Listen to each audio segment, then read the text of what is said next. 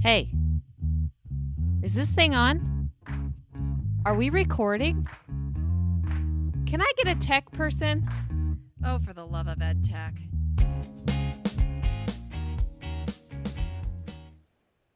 Joining us today are John, Jeremy, and Dave, and we're going to find out a little bit about them momentarily. But hey, guys, thanks so much for talking to us today. You're welcome. Thanks for having us. Yeah, anytime. So I'm going to start with John, and just why don't you introduce yourself to our listeners? Okay, well, hello everyone. My name is John Mansel-Playdell. Yes, I have an Australian accent. I work with the Northern Buckeye Education Council up in the northwest corner of Ohio, and we are a council of governments that runs the NOACA ITC, amongst other things, and I am supervisor of the professional learning group. So we do professional development, professional learning for 40 school districts in the northwest part of the state. And I have been in this position for 24 years. Nice. Still hanging in there. I am. I wasn't always supervisor. So I started out as an educational technologist and then moved into a supervisory role about 5 years ago. Nice. All right. Dave? Yeah, my name is Dave Clark. I've been in education, I think 27 years, 17 years as a middle school teacher in Southwest Ohio. I currently work for Butler County Educational Service Center in Hamilton, and I am also an adjunct professor at the University of Cincinnati. So in addition to my presence, I have 16 ed tech students in my 1001 class right now, listening and watching technology and education. I love it. All right. And Jeremy? Thank you. Yeah, Jeremy Hunter. I am the Director of Operations and Instructional Programs at Lake Geauga Computer Association, which, like John, is an ITC, but I am in Northeast Ohio. We support districts in Lake Geauga and Cuyahoga County on all things related to technology and education. So I myself have been in education for I have to do the mental math. 23 years now. I was initially as a science teacher in high school and then a principal. And now I've been at this position now for 7 years. So that's a little bit of background about myself. That's great. And I don't know if John, did you touch on, were you a classroom before you ended up? So I came to education in a sort of a roundabout way. I was in agriculture in Australia. Oh, interesting. And then at the end of sort of several years of working in agriculture, I came to the conclusion that this wasn't what I wanted to do for the rest of my life. I liked agriculture, so I went to an ag college and basically completed a bachelor's degree, and then went and got a postgraduate degree that you add on in Australia. It's called a DipEd, Diploma of Education, which Nice. in a roundabout way means that I have the American equivalent of a Bachelor of Science in Education. So that then enabled me to get into teaching in Australia. And I had begun to do my student teaching and was ready to be, actually, I would have been appointed as an ag teacher in the state of New South Wales. That would be where I was licensed. The state controls all of that and also the appointments of where everybody teaches. But in about halfway through that program, I traveled and came to the United States, met my wife, Rebecca, and we got married. And so it then became evident that we needed to move back to the States. So I never did actually take up a teaching position. I had a part-time position, and because I knew about and it's very similar, I think, to a lot of teachers that you talk about here, or tech coordinators, how they got started. Oh, you're the guy that knows about technology. We'll have you teach this class here. Have you ever run a web server? Oh, yeah. Well, no, I haven't. But, well, it's not very hard. We want to teach a class on HTML.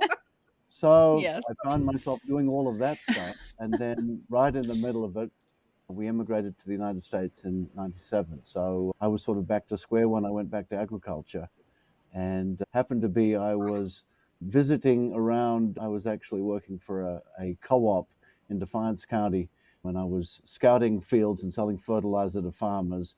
And I met the tech coordinator from Ayersville Schools, Gary Wise.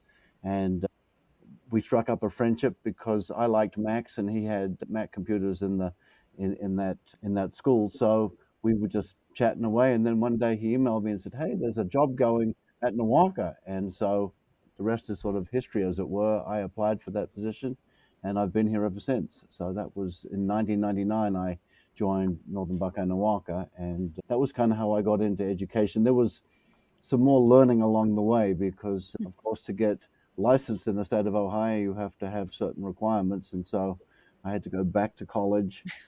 So they made me take the science of light and color at University of Toledo to get me enough points to be able to get my teaching certificate. So that was interesting. Yeah. Yep. Sounds about right. Yeah, I was just gonna say that tracks.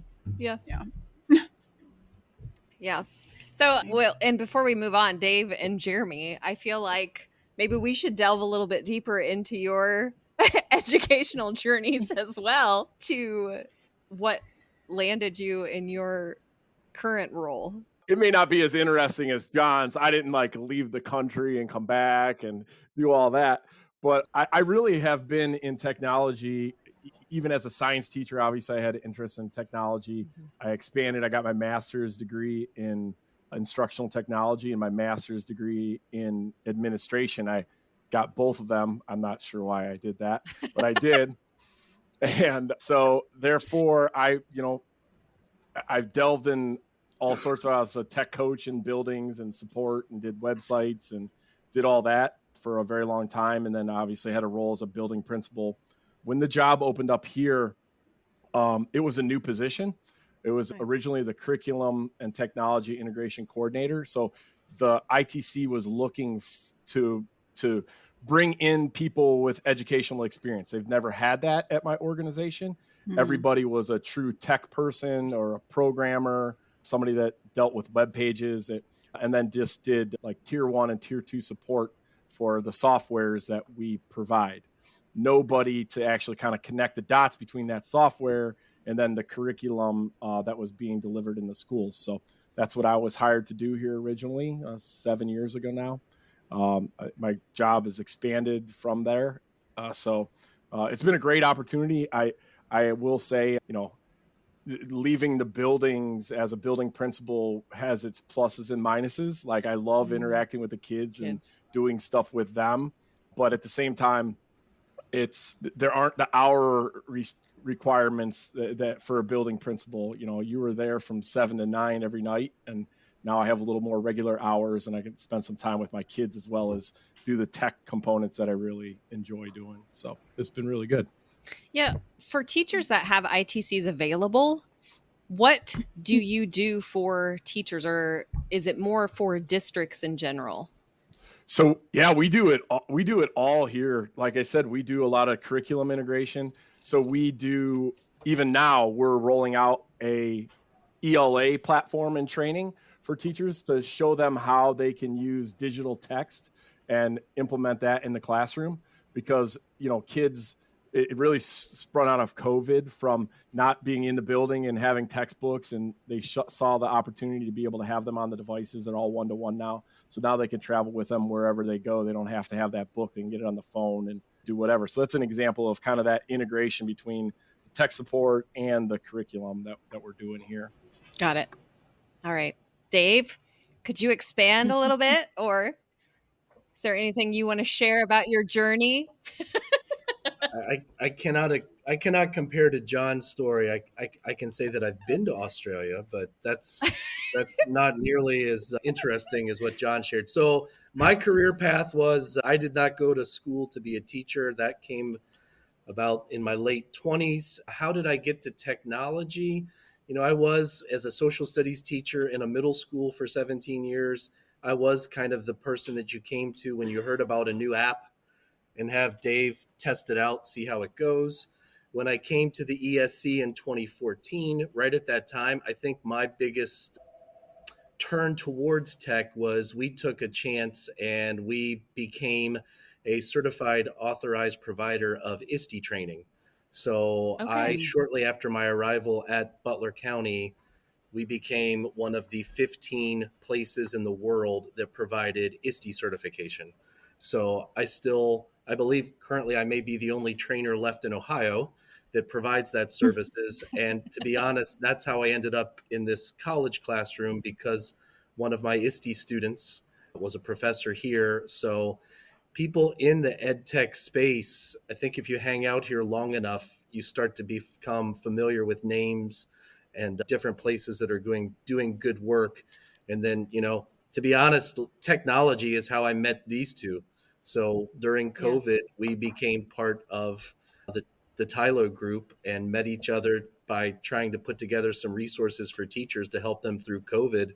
And that's just evolved ever since. So That's that's my awesome. journey. Okay. Well, and I was going to ask you guys how you all got connected, because you're obviously in different parts of the state of Ohio. So, I just wanted just to circle back to the yeah. question you had about the ITCs, only because Okay.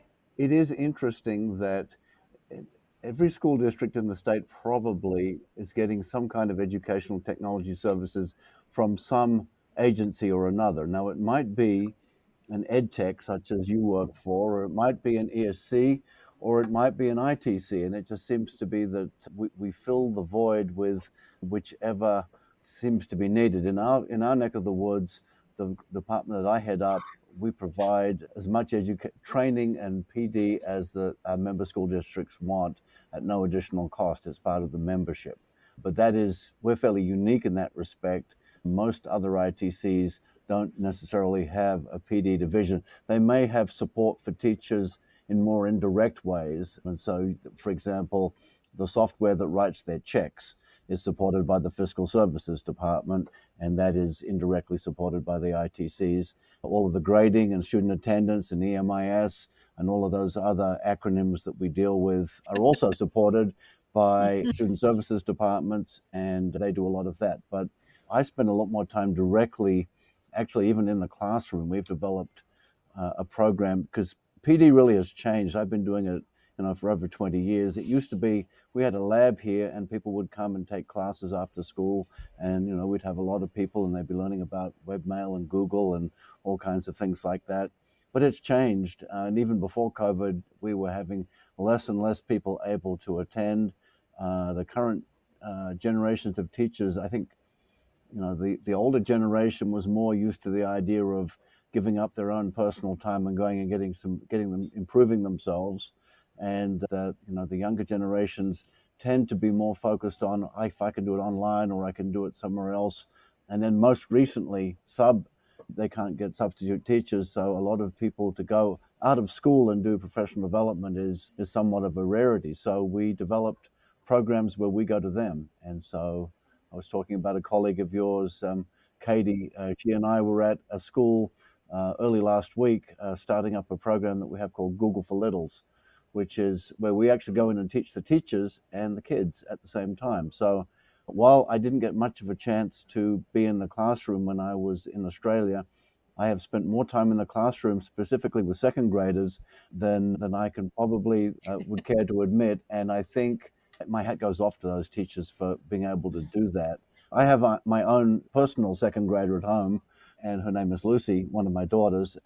But dealing with 22 of them at the same time, that's a whole different story. But specifically, that's a service that my organization is providing in response to our district's needs to be able to try and address the lack of technology skills for teachers in the lower elementary. So, it's interesting because Dave works with pre-service teachers through the University of Cincinnati, and I think that our exposure he was mentioning TILO, and I can kind of wrap it all back together.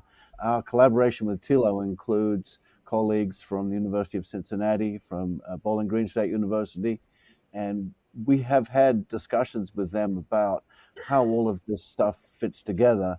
And really, when the opportunity came along, so back to your question that we started this whole soliloquy with, was how did the Ohio Learning Community come into existence? And it was, we all knew each other through TILO, and we trusted each other, and we heard about a grant opportunity. And so, in education, when grant opportunities come up, it's like you've got to sort of jump in and do something. And so we applied for this grant, having really no idea if we were going to get anything, because we didn't have a track record of having gotten grants like this before, but then again, we hadn't had a pandemic before, and the ESSA funds are a little bit of a different animal. So yeah, we got together. I might let David or Jeremy pick up the thread a little bit, but once we went to apply for this grant, it was a series of lots and lots of meetings in environments like this. We meet Zoom, lots of Zoom meetings, but that was COVID, I guess, in a nutshell, was lots and lots of Zoom meetings. Yep, lots and lots of Zooms. Yeah. Dave probably tells the story the best. So we came together, and then what has it been now? It's been 2 years, right, Dave? 2 years? I think we're coming up on 3. Yeah, it's been 3 years, and really for the first year and 2 months, we didn't even meet in person. We literally met probably 5 times, 6 times a month at a minimum. Met virtually. Our first time meeting in person was in 21, right? 22 at an OESCA conference. Yeah. We actually, I mean, if 2 or 3 days go by that we don't talk, then we'll have to text or do something, because we've, so many Zoom meetings and planning meetings, and it's, yes, this is a great example of how you can be connected virtually and still accomplish a lot, because we now maybe see each other face to face maybe a half a dozen times a year, but we've developed a pretty solid working relationship to create what we think is a pretty valuable resource for teachers in Ohio. Well, I'll just say that I'd mentioned that we were offering courses during COVID, and so this collaboration was an opportunity for us to be able to get access to what we hoped was a platform and some free courses that we could entice teachers to take self-paced online, and that we could take what we learned during COVID about what was good and what was bad PD, and try and give a good, positive experience to teachers that wanted to improve themselves with their technology knowledge. And so we embarked upon, it started out being that we were going to be creating the courses. So the idea was professional development or professional learning courses that were on topics that were really important for teachers to improve themselves, not just with technology, but also with pedagogy and teaching practice. And so we started to look at where was the need, because prior to us putting this together, there really wasn't a good place that you could go. You could take, some online courses through some of the online universities that are there, but those come at a cost. And so we were looking at what we had been offering was Google Certified Educator prep courses that we were offering to our Northern Buckeye teachers in cohorts, and we were doing that in Google Classroom. And Google Classroom is fine if you have 25 or 30 students in it, but when you have 500 in there, it's very slow and very clunky, and things just don't work well. So it became apparent to us after starting to look at developing these courses, well, it's nice to have this, but we also need to have somewhere good to put it. We can't put it in Google Classroom. And so we embarked upon this journey of discovery to try and find the best LMS out there. And very much to our surprise, the LMS that we settled on was one that I don't think anybody in the beginning of the process thought was going to be the one that we chose. Jeremy, you want to? No, not at all. I mean, we went through and realized that for us to deliver those courses, part of the problem as adult learners in interacting and getting that information is the interface where those courses live, right? Because we've all taken courses on different places and different things. Dave specifically with IDSE, and have found like the information is good, but the experience wasn't that good. So we did a ton of research. It took a lot of time. We actually ended up with Moodle, it's actually called Moodle Workplace, which is a professional version, way different than when we talk about getting started in education. I got started on Moodle, 20 some years ago. And I will tell you where we landed is not the Moodle that I started with, right, originally. And now we're on Moodle Workplace. It's a 4.0 version, and we'll be moving to that one shortly. And it has a ton of great features and interactions that weren't there before, and it adds to that learning experience. it's the same thing with kids. Adult learners are no different than kids. If they're engaged in what's going on, they're going to be more apt to learn. And if that engagement is hindered by the platform you're on, it's going to slow the learning process. So yeah, we settled with Moodle, and we haven't looked back, and it's been really great to us and to allow us to build our courses and expand from there, and a ton of flexibility. So the other thing that spun from our grant was what we realized that, look, John, Dave, and I specifically, we're in 3 of the 4 corners of Ohio, and we knew that organizations really at times were specific to their region and maybe not wanting to see stuff as a global unit. So one of the things we wanted to make sure we had the capacity to do was what's called tenanting, which is be able to take one entity and kind of divide it up and offer it however many ways you want. So that was the other component that Moodle allowed us to do, is we can deliver a tenant to any ITC, any ESC, any even district if they want, as part of this, to deliver their PD for their region, for half the state, the whole state, or further. So that was another very big key component that this tool gave us that others didn't. I'm going to talk a little bit about the courses, because our experience with Google Certified Educator, and again, this goes back to what we learned from COVID. So a lot of, let me give you this scenario. You log into a website and there's a YouTube video that you have to watch, and then you have to answer some questions and you get sent a certificate. And that was considered to be best practice during COVID, and everybody did that. Now, the problem is that who has time to sit there and watch a 45-minute video? And so people are like fast forwarding to the end of it, or just answering the questions, or trying to find the workaround.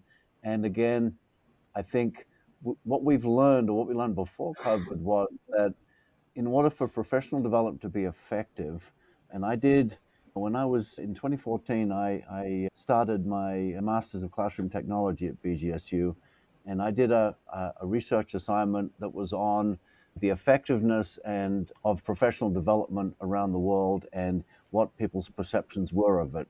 And what came back was that less than 30% of teachers felt that the PD that they were being supplied with was engaging or useful. And there was a whole lot of reasons behind that. Mostly, and a lot of those are out of the teacher's control. It is the top-down, okay, we are going to be implementing this state-mandated thing coming up, and so you're going to have to go to this PD. But even if we're talking about that, the idea that we're going to give you one session and you're going to get all the information that you need about it, and good luck, off you go. And so we call it one and done. And our philosophy is that professional learning should be continuous. And so how do we create opportunities for that? So a course needs to be something that it's not like the video that you watch and the quiz that you complete to get your certificate, because that kind of knowledge never really stays with the learner. You need to spend time engaging with your learning, different modalities. And so what we came up with was, with the Google Certified Educator, actually based on what Google used to do for their prep courses, they would have scenarios where you would actually go through and you would complete a scenario. So you actually had to make a Google site, and you had to put stuff on the Google site, and that was your task. But by golly, if you learn by doing, a lot of people will learn really well that way. So the scenarios we thought were really important. I think it is a little bit more difficult to apply that modality to, say, a course about multi-tiered systems of support, or English language learners, or some of the other courses that we've now started to develop. So we've found different ways to make that learning continuous, but having modules that you work through and having the course take a period of days or weeks to complete, with plenty of opportunities to interact with the content. And then we've been developing the learning module part of it, is probably where we spent most of our time really trying to get things going. And in fact, we have a new tool that we're going to be using. I don't know, and Dave was the one that found it, actually. I'll give him credit, so he can talk about that new tool that we're going to be using. Sure. So, the constant effort is ease of use, meaning fewest number of clicks, activities that are actually engaging, Like John mentioned, multiple modalities.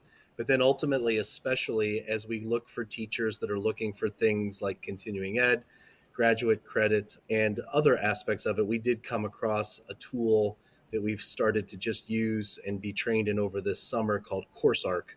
And one of the advantages to this tool is the ability to track information, the ease of updating, and still being able to deliver high quality, learner centric or learner friendly activities throughout the modules that we create in these courses. And even though, like we said, we're just now kind of getting towards the end of year two, we really think we've hit a home run, as Jeremy mentioned, with the LMS. It does so many things that we wished that maybe other opportunities that we've been involved with in e-learning had.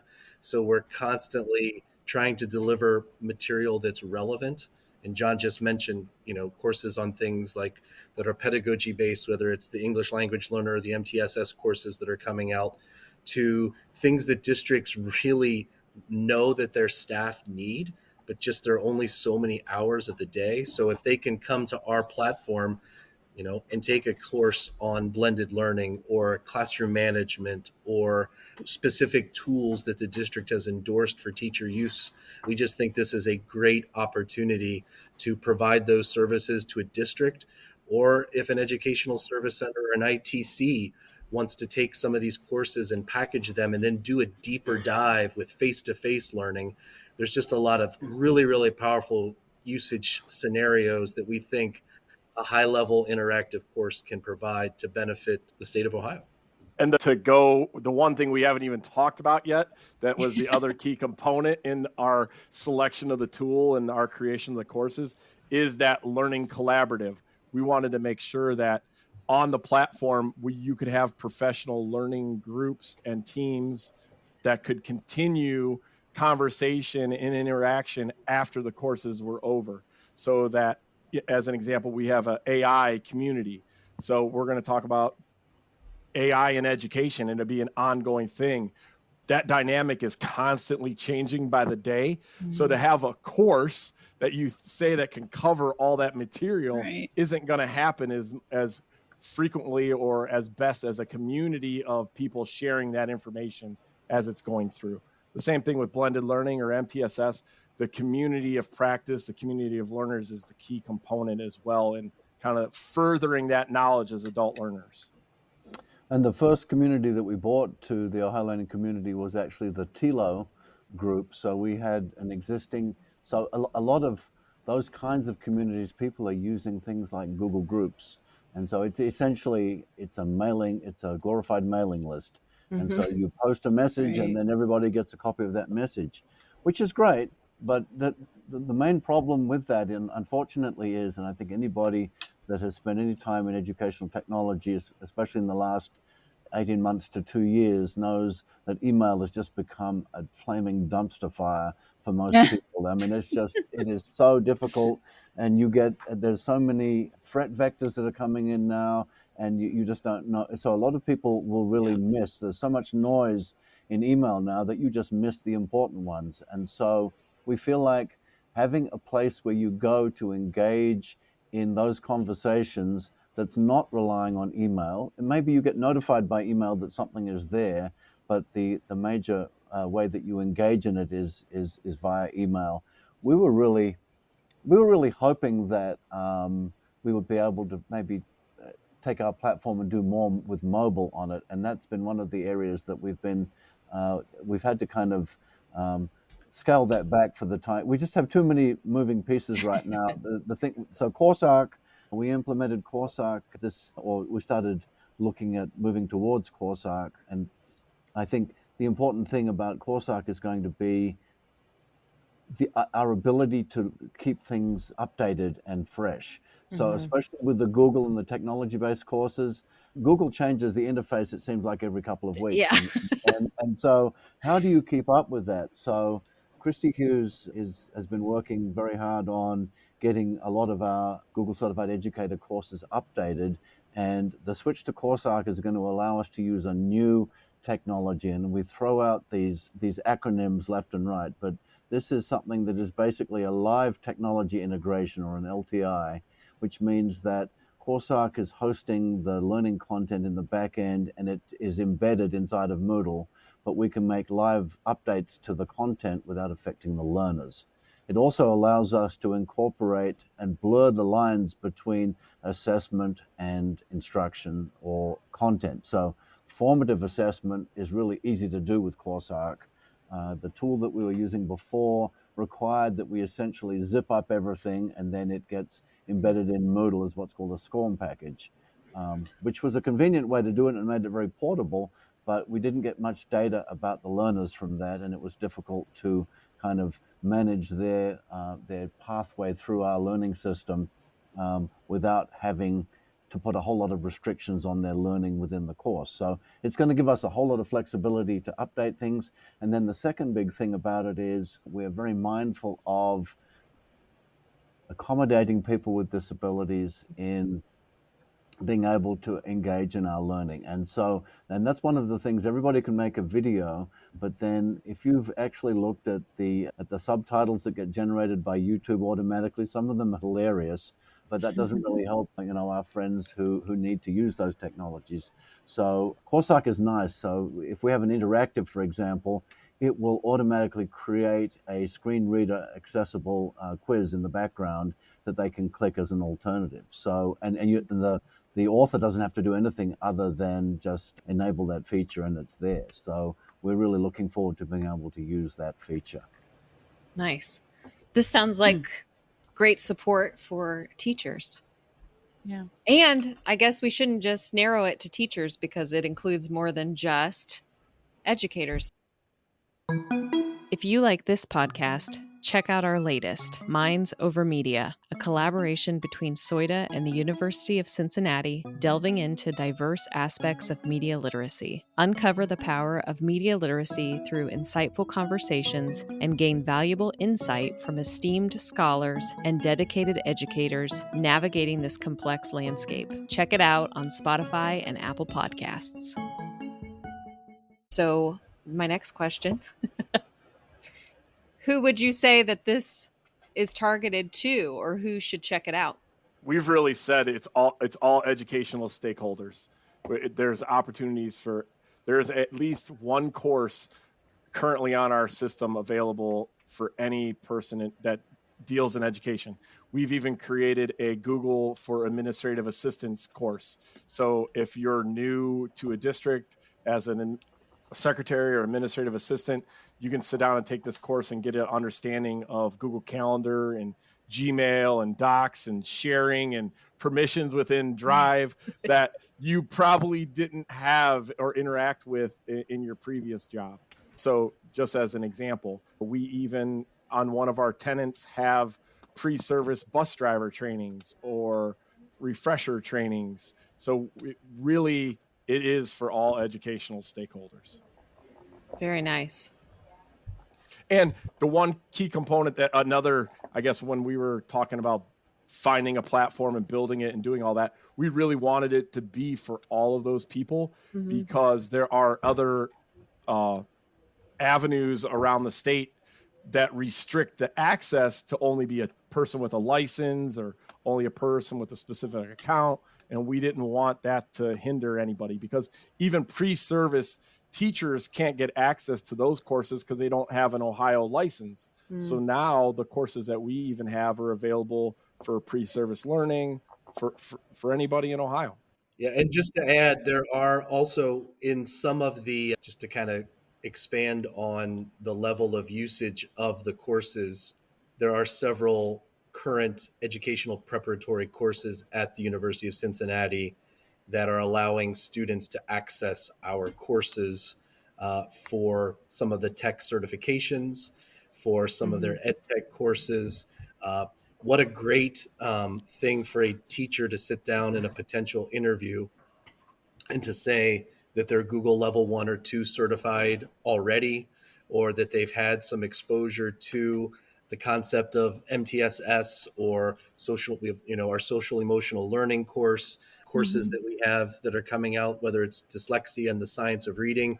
We've really tried to communicate with people and ask what are the types of courses that you would love to be well versed in.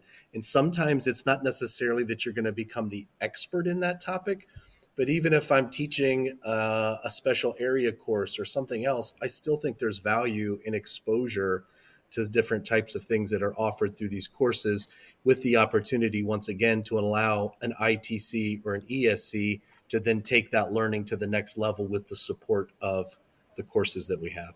So the interesting thing about our courses is that because they were developed with state money, so the money actually comes from the ESSA funds that were in response to or as a result of a post-pandemic trying to increase the capacity in Ohio. And so any of those courses that we've generated, as Dave mentioned, we can export them out and put them into your own tenant, and then you can then use those with your own people and as much as you would like.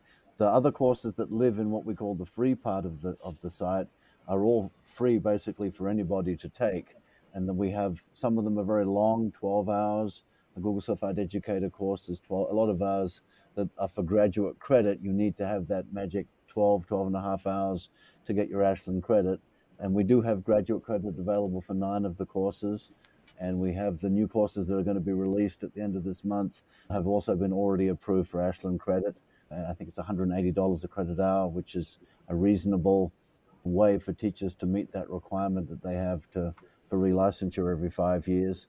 We have some short courses that are just an hour or less on topics like Edulastic, choice boards, Seesaw, Edpuzzle, Nearpod, Pear Deck.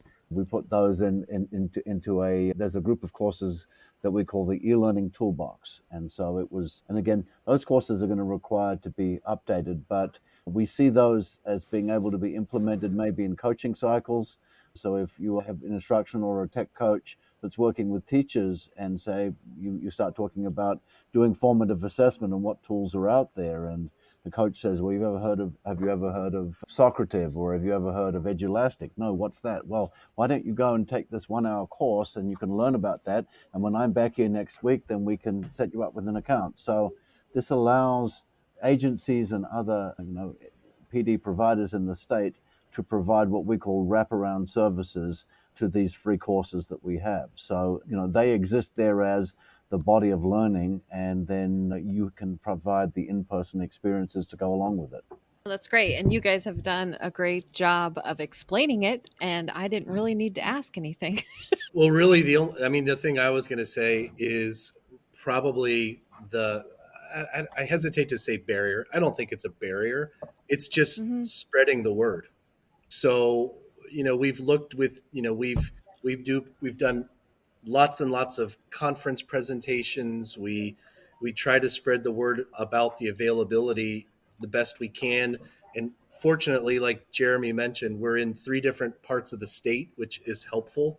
But one of the things that we're always willing to do is, whether it's a building or a district or an LPDC committee, that's kind of where we seem to be able to get the most traction, is when we're actually physically with people face to face. That's just not always easy to do for only 3 of us. So one of the things that we just like to put out there is, if you ever need somebody to hop on a Zoom call to kind of expand upon and explain what these courses are, how they can be beneficial to your district, how they can be a wonderful tool for teachers to work on their practice, and to get the CEUs and potentially graduate credits to renew certification, we are always willing and able to hop on a call, whether it's Zoom, and within reason, come to your district, because that's probably one of our biggest challenges. Usage is definitely going up, and we're very passionate about looking at feedback and what we need to improve and what we need to change. But I would say one of our struggles is just getting the word out about what we've done. Sometimes I don't think people believe us that it's free. It is. So that's one of the things that, just to kind of share, we would love to be able to share with districts and ITCs and ESCs about the work that we're doing. Yeah, no, I think that's great to mention, because everybody's kind of ends up in their silos. And honestly, when I was in the classroom, I didn't know about a lot of these organizations that I know about now in this role. I didn't even know they existed. So yeah, I understand that. Or if you want a tenant on the system, you can have your own tenant and create your own courses if you have material. Yep. So any of those things are potentially there for you. I think the last thing that I'll mention is, because we chose the platform that we chose, we've managed to keep the cost of this actually down to be very manageable. And we believe, and we've been working with OESCA, the Educational Service Center Association, on a sustainability model that has us living beyond the scope of the grant, which the grant funding goes until August of next year. But we are looking at self-funding after that, and we plan for this to be around for a long time. So we hope that more and more teachers will go to ohiolearningcommunity.org and check out our free courses. No, that's great. Thank you guys so much for talking to us. Yes, thank you. Of course. You're welcome. Thank you very much. Appreciate it. Thanks for listening to our For the Love of EdTech podcast. We hope you enjoyed our conversation today and learned something that you can use with your own students. You can find the show notes, resources, and more at www.fortheloveofedtech.org. For the Love of EdTech is produced by SOIDA, the Southwestern Ohio Instructional Technology Association, in partnership with Think TV and CET, the local PBS stations in Dayton and Cincinnati.